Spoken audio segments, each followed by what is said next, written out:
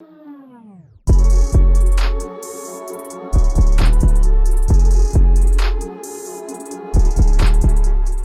it's your boy FREEZ, and I'm back with episode number 6. You feel me? Episode number 6. And it's a special episode for me because I got somebody special in the building, and most of y'all don't even know who this person is. And this is probably the dopest producer slash engineer slash artist slash man that we got in Arizona. You know what I'm saying? And without giving him a big old super big up and talking more about him than he gonna talk about himself, my man Jigg, aka Amir. What up? Well, that was a hell of an introduction. I appreciate that. Man, so it's a fact. So what we doing here? We just gonna Okay, no, I'm gonna explain the rules of the game. Alright. But I wanted the people to know who you is before we get into it. So now the rules of the game is we gonna shoot this game of pool. We gonna play regular. We don't call no shots, but we call shots. Okay. So it's not like, you know, super bounce it, bank it, two this and that. Yeah. It's not all intricate, but it is. You gotta call your shots. You Okay. can't just be knocking balls in and thinking that it counts. Okay. But while we playing and while we shooting pool, I want to get into a dope conversation because For sure. you're one of the men that I look to as inspiration, and like I always like to use a word that means a lot to me, and it's very like expressive, or it's very like to the point of how I feel about some of the people that I've invited to come in and be at this table, and that word is admiration. And I admire a lot of the things that you do. I appreciate that. And from coming from I don't know if you're from Augusta, Georgia, or what part of Georgia, Thomasville, but I know you're from Georgia. Yeah. And to watch you come to Arizona and just change the whole fucking landscape of this shit, it's just like, it's super dope to me. So I want to get into your story, tell these people your story who don't even know who you are and what you've been doing, and you really like one of the unsung heroes in Arizona. Let's do it. And shit. so- Let's do it. So go on and break, and let's start this off at the beginning. Let them know what it's about, what it was like growing up in Thomasville. Man, it was nothing. It's nothing. I mean, it's just a small city, bro. It's nothing there. It's not it's not a bunch of opportunities. Of course, we had sports. Most of the people that know of Thomasville know because somebody either went to the NFL or NBA. Like we had Charlie Ward, he from there. He went to the NBA. So it was always sports that was there, or people that was known from there or know the city was because of that. So I knew in order to do anything with music, I had to get out of there. You know what I'm saying? Because it wasn't nothing there. We had Atlanta, but what ended up happening is my brother got stationed out here in the military. So fresh out of high school, bro, I came out here.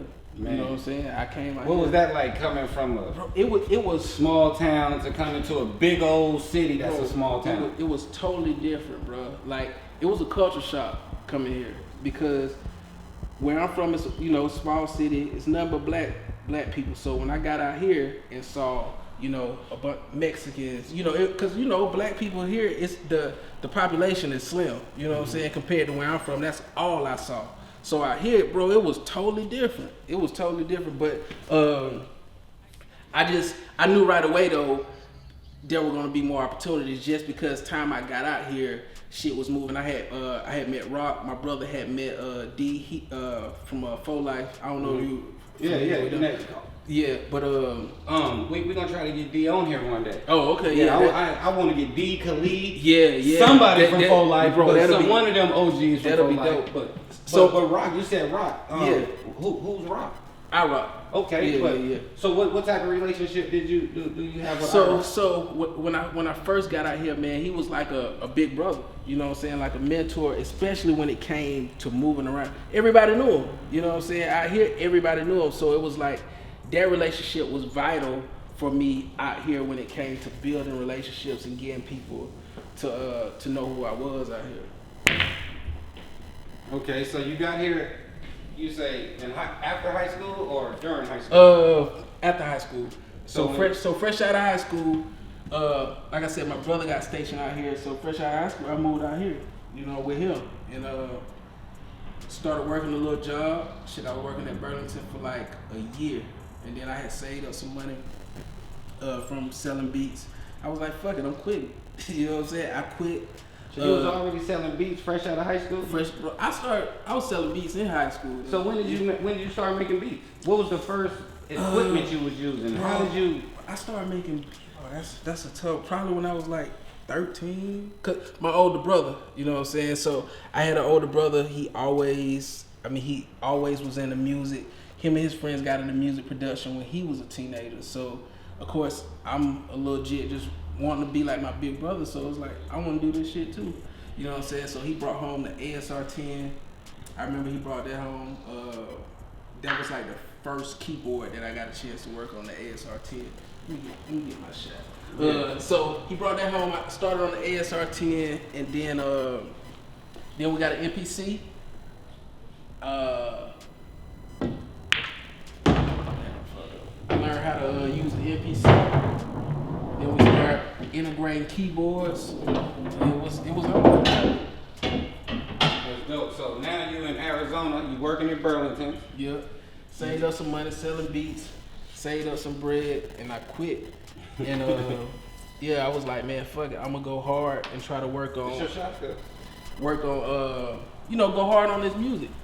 And what ended up happening is during that period when I quit, I ended up maybe at 6 months to a year after quitting, I signed a deal with Suave House. And how did that happen? Because that was like out of the blue. Yeah. That was just like boom. That came because and you know what? I thought you was a lot older than that at that time. Yeah. I didn't know that you was. Yeah. Well, that came because we were doing, me and Rock, we had sent some beats to this artist, and what ended up happening is my CEO was like my mentor, my big brother now, Tony Draper. He ended up hearing the beats. It was like, this shit dope. You know what I'm saying?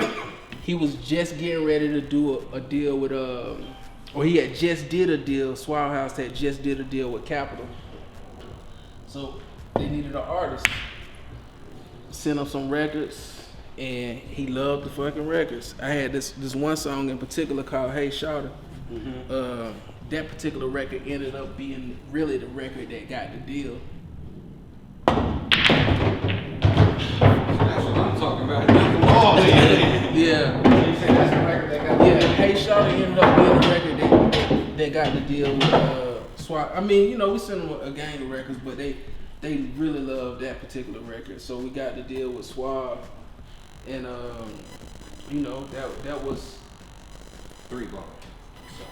During that time, it was a lot going on at the main label, Capitol, and shit just didn't pan out. Didn't pan out the way I thought it would. Shit, it looked real good to us. How was it like riding around in the tour bus? You had the big yellow bus. I mean, it said Gigolo Humongous on the side. Bro. It had you on it, like. Bro, how was that? I know that was amazing. Yeah, it was. They laid it out, but at the end of the day, now that I know the game, I realize that it take more than just talent. You gotta have the right relationships for the right motherfucker to push the button at the label to make shit go through. It's just I wasn't priority. Yeah. Even though the music was good, I just wasn't priority as an artist. They had a bunch of shit like around that time, bro. Capitol, they had like Chingy was the shit. Cause I remember going to Capitol, going to the meetings, Chingy posters every fucking where.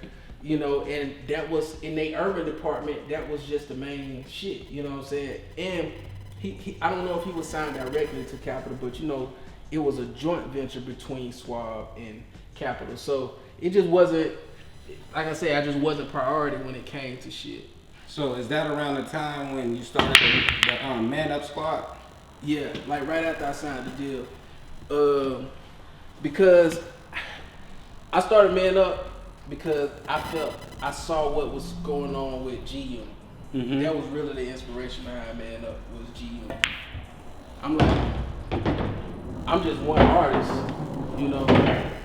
And I needed a squad. I needed a squad. Yeah. So it was like I had some of my partners from back home in Georgia plus we had Q here. So it was the original people was me, Q, my boy Dirty, and I had a homeboy named Suge. So how'd you end up with all these people around here screaming "man up" and? Man, that's a testament to Q's influence. So just Q's influence. Well, it's a testament to his influence combined with the music. You understand? The music was fucking good. It wasn't good. The music was fucking great. The music was awesome. The music was fucking great, bro. I mean, listen, man. That movement was so fucking crazy, bro. I mean, I remember one time my lawyer called me from New York, like, man, what are y'all doing out there? Because I keep hearing about y'all out there. And this dude, and I barely even talked to him. You know what I'm saying? But yeah, that was a hell of a time out here. But yeah, it was just something that I wanted to start because I knew I couldn't carry the whole load, everything by myself. I didn't even want to. You know what I'm saying? I'm not that guy. Like, even people will tell you around that, I fall back. Like, I know how to play my position. You know what I'm saying? I know when I need to step up or when I need to kind of step back.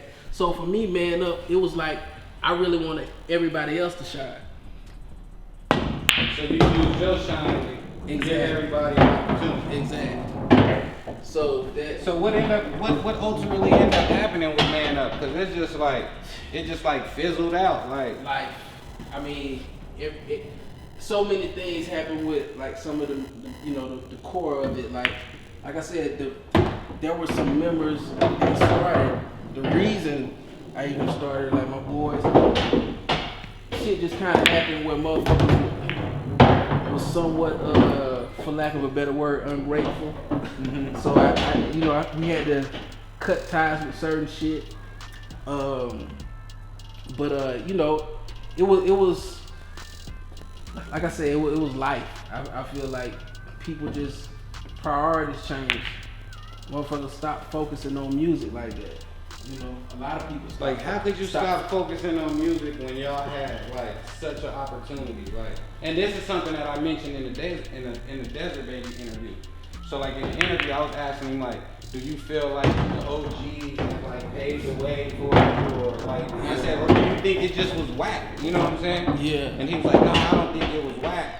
And my approach to it was like, I'm one of these people who was a part of this that went before you. Yeah. And I watched a lot of people have opportunities. Like I watched some people who really like now, it's some young artists now who are dope. Yeah. But it ain't none of these dudes who having opportunities like some of the people before them had. Yeah. You know what I'm saying? So yeah, I mean, yeah, it was definitely a lot of opportunity there.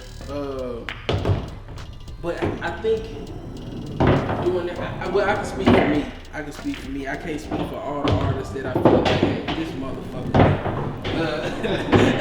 I can't speak for all the artists. But, a couple of the artists that had the major deals that was moving out here, I'm sure we all fell victim to feeling like the label was going to do more work than they did.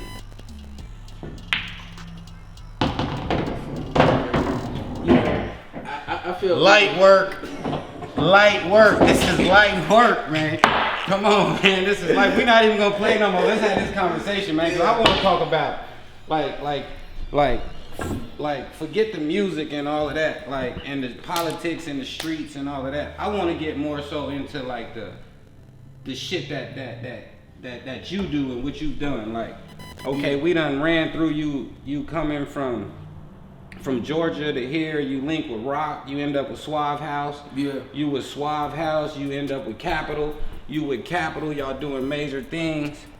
You got the Man Up Squad going on. You really like, this is popping, but you know, everybody kind of doing their own thing.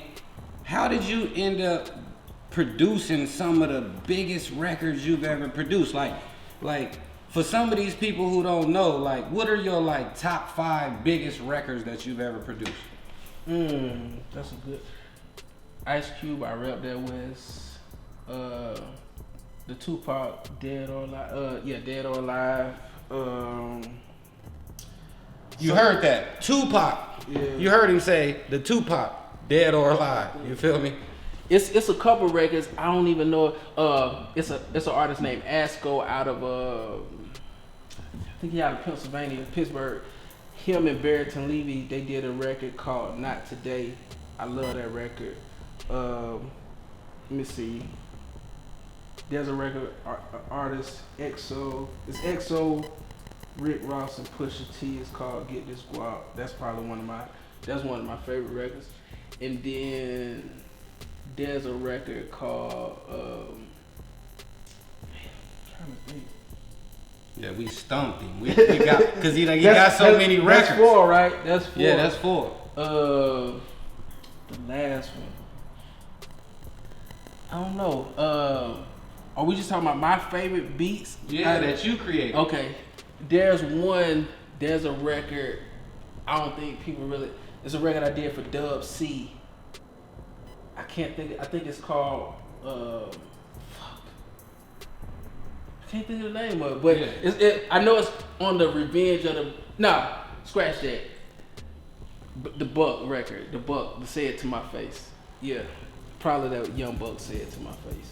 So dealing with artists in the industry. Mm-hmm. Who's your favorite artist to work with? Like, who do you like sending music to? Who do you like collabing with? This in the industry, though. Oh, in the industry, okay. In the industry, because you do so much work with I'm not hating on the people who you do work with. Yeah. But I want people who watching this video to really understand the value that you have in the industry. Not just to the people that we don't know, but it's people like I'm saying, Young Buck, Tupac, Dub C, Ice Cube. Like these is people who we all look to as being like the shit, and we sitting around and you right down the street, and you producing beats for them. Like I don't know what your Rolodex is like. I don't know what your schedule is like. But I know you should have been like when I hit you to do the interview, it should have been like, bro, I got 100 niggas that want beats today.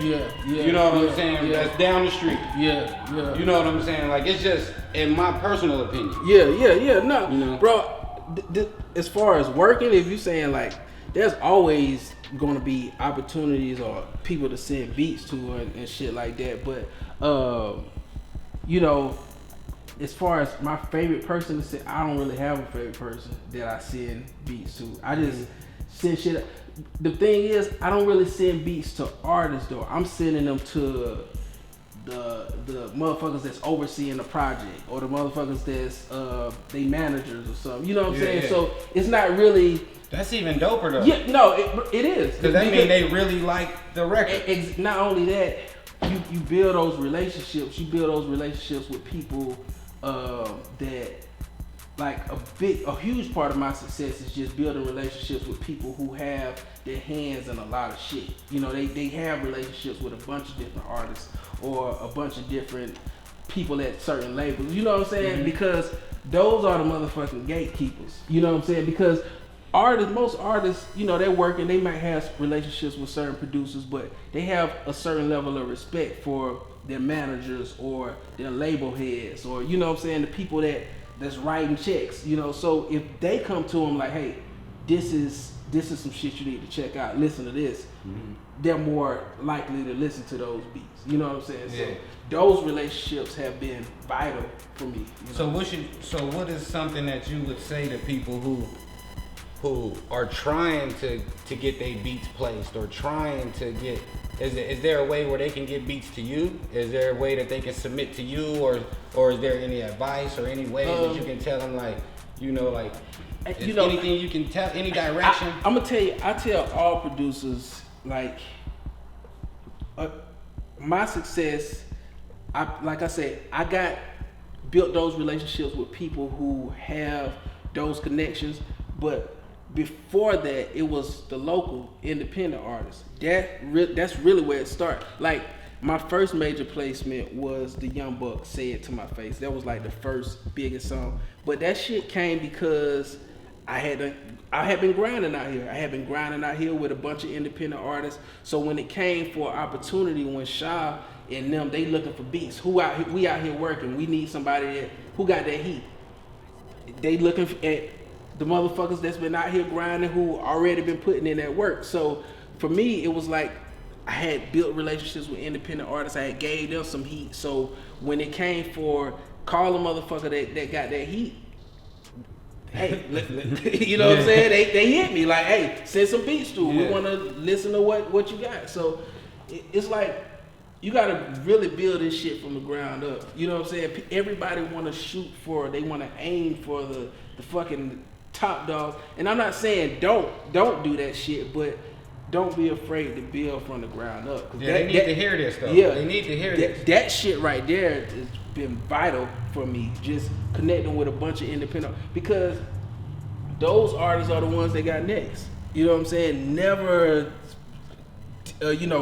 dismiss the fucking independent artists or the motherfuckers that's grinding, trying to come up like, fuck them. I ain't dealing with them. I want to get my beats to Gucci, or I want to get my beats to Drake. I don't want to get, because these artists over here are going to be the ones that's going to help you get your shit to them. Because you fuck around and get a hit with an artist that ain't known.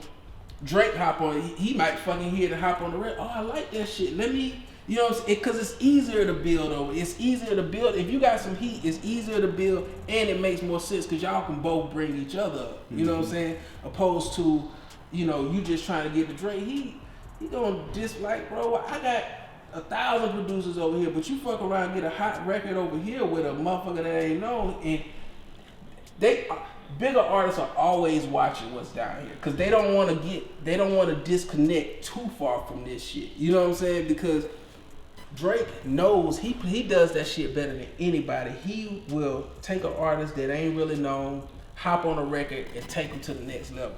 Cause he knows I gotta keep my ear, or keep my keep a pulse, over here what's going on. Cause motherfuckers always want to be over here without putting in the work over here. Right. So yeah. So all of this work you done put in, I'm gonna ask you a personal question. Mm-hmm. What's the biggest check you got at one time? 50,000. 50,000. Yeah. Was that for a beat or for like a royalty? Yeah. That's the biggest check at one, but it came in chunks. It was split up. The full thing was 100,000, but it was 50 grand. Yeah, that's dope. That's dope. See, that's something for a lot of these young producers who getting 100 a beat. Yeah. 200 a beat, 100 a beat, 50 a beat, whatever they getting a beat. Like, that's something to aspire to, and then your story is just so dope. Like, and me being one of the people who know you and kind of watch you do it, it's just, like I said in the beginning, it's inspiring. You know what I'm saying? And that's why I wanted to bring you to the table, because people need to know this. Yeah. And it's a lot of money in music, man. Like, I be trying to tell people, because a lot of people like to shit on people that's trying to pursue music, like, for some reason, but it's a lot of fucking money in music. You just gotta align yourself with the right people. One thing that has been vital, especially in the last couple of years for me, is just building my brand as a person, as a fucking producer, to even make people want to say, who the fuck is this dude? It's like you said, a lot of people out here don't even know I'm here, or don't even know who I am, because I feel like I dropped the ball. I didn't put in the work to stay in their face, or I didn't connect with certain artists to say, okay, who did your shit? Because like you said, you did the interview with Desert Baby. Mm-hmm. Like, I know he moving out here. Like, I should have been connecting with artists like that, or trying to connect with artists like that, just to not only stay hot, or keep my ear with what's going on, or stay attached to what's going on. I think that's important. Like, sometimes we get to a certain level and we say, okay, we don't necessarily want to do that, but I think it's important that we still try to attach, or still try to be a part of what's going on. Like, it's important to not only keep your name out there, but to just build. You know what I'm saying? Because it's like we can't get too far away from what's really out here and what's really going on. Because some people they get to a certain level, bro, and that's how they fucking lose. That's how they fucking get, I guess, pushed back. You know what I'm saying? Yeah. Like, that's how they look.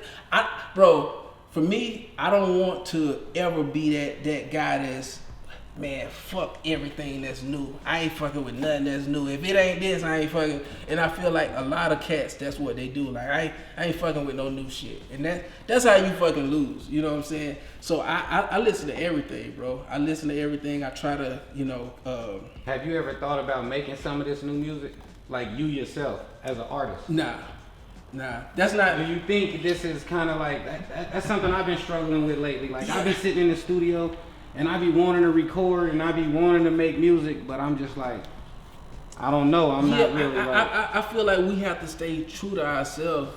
You know, if you feel like that's where you are in your life, if you feel like, hey, this is the type of music I want to make, like it.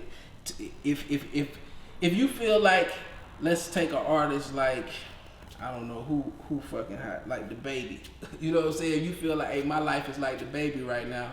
I want to make that kind of music. Cool, if that's your life. But if that ain't your life, then nah, I wouldn't deal with it. Like I see some artists sometimes, man, great artists, but they're trying to stay with music that ain't really them, and people can see it. You know what I'm saying? It's not authentic. It don't feel real. Like you're rapping about that, but I can tell it just don't feel real. Mm-hmm. And that's why the shit don't go nowhere. Cause it ain't you. You know what I'm saying? Like my big brother Tony Draper said, man, if you work at McDonald's and that's your life, I would rather hear a creative story about you rapping about your job at McDonald's than you rapping about some selling dope. If that ain't what that ain't your life, that ain't what you doing. Like, make it creative, make it fun. Bro, especially in this day and age, fuck what anybody think. You can have your 100 people that really fuck with what you do. They buy your merch, they rock with you super heavy. You can make a living with these 100 people and survive off of your music, opposed to, you trying to be something you ain't. Now you in this crowded fucking lane. You got 100,000 rappers over here in this crowded lane. Everybody trying to do the same shit, and you're not standing out. They're not listening to your shit because it sounds like everything, and you ain't being true to yourself. You're not even, that's not your life.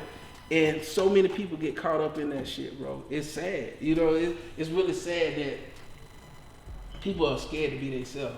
Mm-hmm. You know what I'm saying? It's a bunch of motherfuckers scared to be themselves, bro. Hey, that's the goddamn, that's the what you call it, the title of this video. Like, that's so real. Yeah, you just gotta be yourself, man. When I'm bouncing around. Yeah. When you did that record with that goddamn Rick James beat. Super Freak. That was like one of the most creative songs I've ever heard in my life. That was a dope record, bro. Yeah, man. That was. I'm mad. Where was your mind at when you created that? Man, I had the acapella, and I just wanted to. I heard that little part of shit, that was the chorus. But anyway, I just wanted to make a beat and make it current. I wanted to make something current using that acapella. I just thought it would be dope just to experiment and try, cause I like to just try it, cause that's one of the only beats that I've ever did like that. Just experiment and just taking an acapella and making a chorus out of just a certain part of the song and then creating a beat around it. So the shit came out dope. I'm mad that the record didn't really do what I thought, but that's one of those situations where I was saying earlier, I was kind of relying on the label to do all the fucking work, just not realizing as an artist and wanting to really push a record and take. It's a lot of work I could have did, or a lot of shit that I could have did, just going out performing and getting, handing out CDs, getting people to listen to the music. It was more, I'm just relying on the label for shit, cause, keep in mind, I'm producing, I'm writing the shit, I'm mixing the shit, I'm doing everything. So it was like I just didn't take time to really market and promote. Shit, you didn't have no time. Yeah, that's what I'm saying. But it's only 24 hours in a day. It's hard, but you gotta make time. You gotta figure it out. You know what I'm saying? Like, even if like the label gave me some money when I signed the deal, even if I say, okay, you know what, I'm thinking they're just gonna pay and do everything. I should have took some of my money and said, you know what, let me go ahead and figure out who can I pay to help really market or promote or push the video, but it was like the label that when they're telling you we're gonna spend money, we're gonna get Chris Robinson to direct the video, they're telling me all of this, so I'm in my mind, I'm like, well, fuck, I just gotta make music. I don't have to do this shit, but I did need to do it. I fucked up by, I guess, just allowing my whole career or my career at that time to be in the hands of a label. You know what I'm saying? And you can't. That shit right there. So what would you do different, just in your same steps? What would you I would definitely have had like somebody in between me and the label, because it was just me talking to the label. I would have definitely have had somebody, or tried to find somebody to kind of help guide the label, and just. You needed a dame. Yeah, that exactly. I needed a dame. That way, it wouldn't just be me. And if they weren't getting shit done, or things wasn't getting done, there could have been a conversation where shit could have.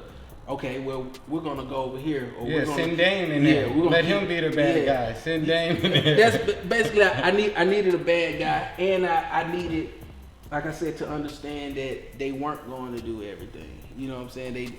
They just not gonna do everything. Like, people be wanting deals. I don't know why people are so fucking bent on trying to get a record deal.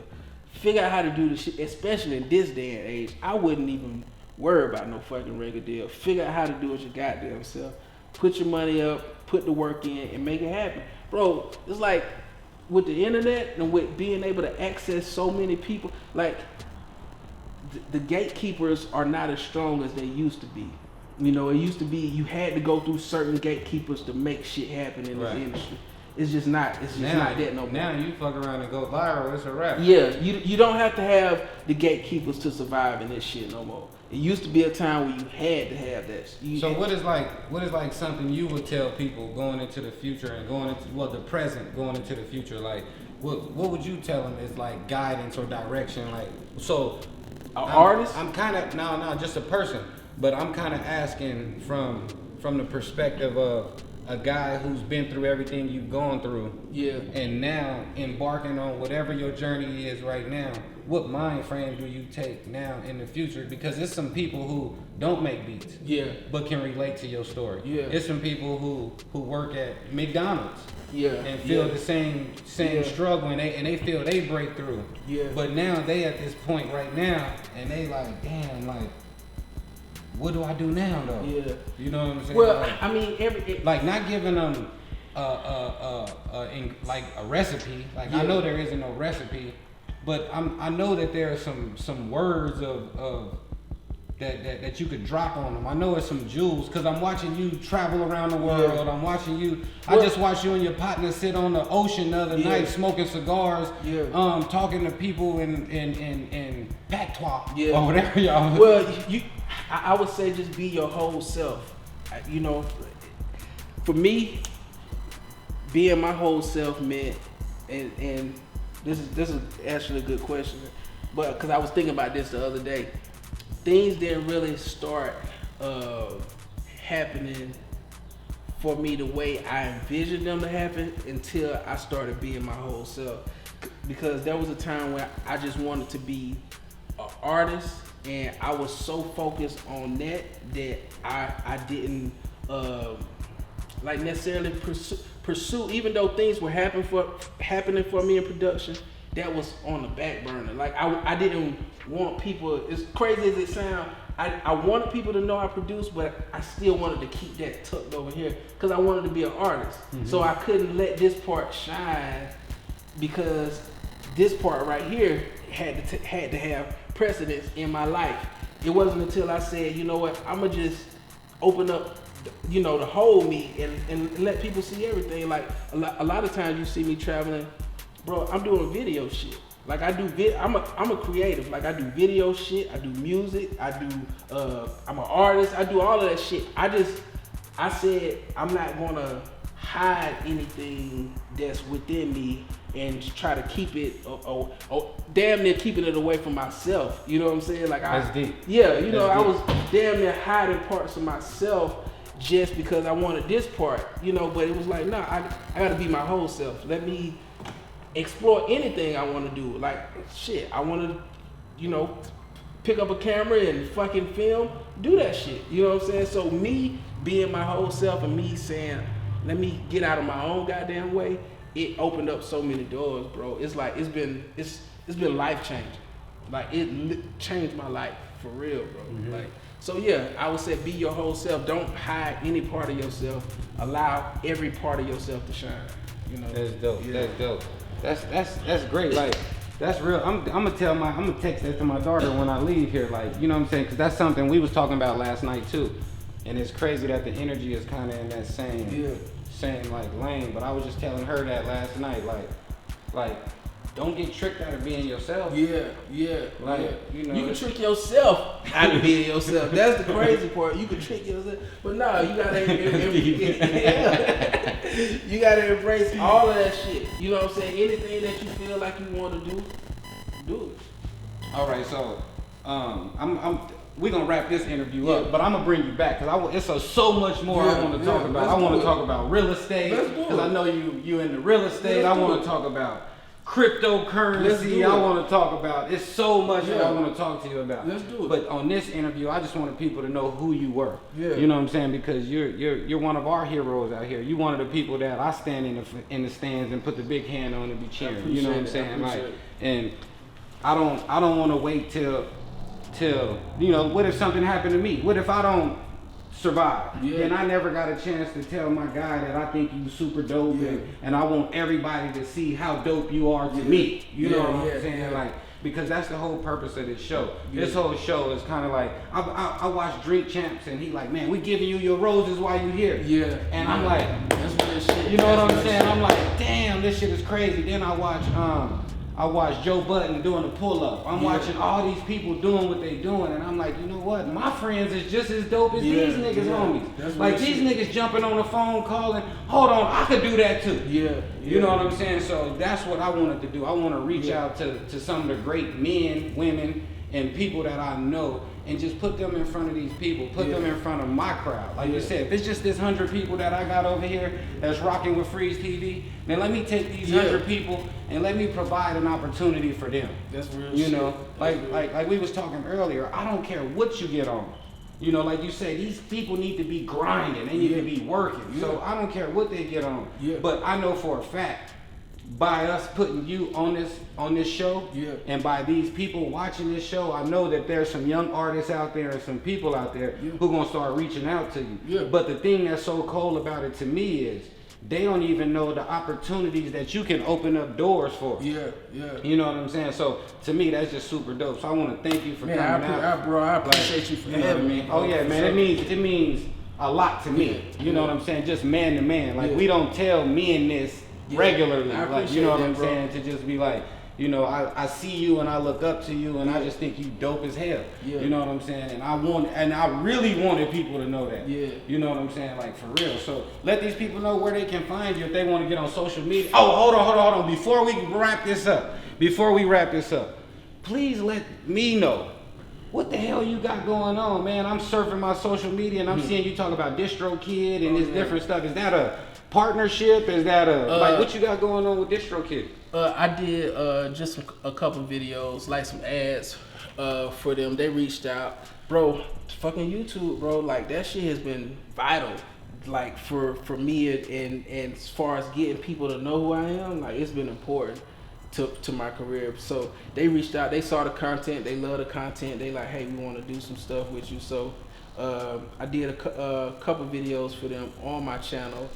And then they said, hey, you mind doing, you know, some stuff just promoting the fucking company. And so that's what we did. Man, y'all gotta watch part 2 of this. We bringing him back. We gonna shoot pool again and get way into a lot more, man. Like, it's just so much I want to talk about. But you know, we got to keep these shows at a certain amount of time. We want to keep the engagement and we want to keep people locked in so that it can really make the impression it's gonna make. But let these people know where they can find you at, though, King. Instagram. _ Amir Perry, AmirPerry. Also catch me on the youtube.com/Jigg online, JIGG online. Man, y'all know what it is. I tell you every time, Hey guys, like, comment, subscribe, you know, all that bullshit. You feel me? Fuck with your boy, man. It's Freeze, man. We out of here, man. Peace.